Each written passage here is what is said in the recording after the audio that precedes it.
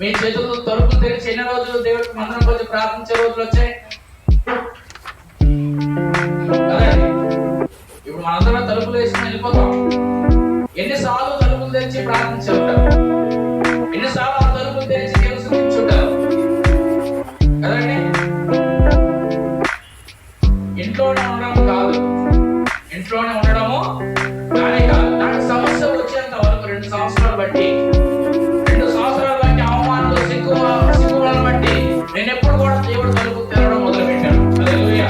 తలుపు తెరిచడం ప్రార్థించడానికి లోపలికి వచ్చేవాడిని.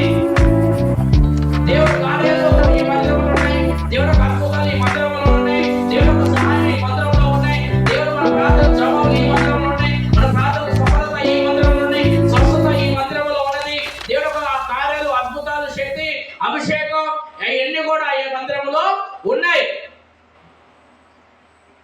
వీటిని చూడడానికి ఎవరైతే తలుపులు తెరుచుకుని వస్తారో, ఈ పొందడానికి ఎవరైతే తలుపులు తెరుచుకుని వస్తారో, ఈ మేలును అనుభవించడానికి ఎవరైతే తలుపులు తెరుచుకుని వస్తారో, అవి వాళ్ళకి దేవుడు అనుగ్రహిస్తారు.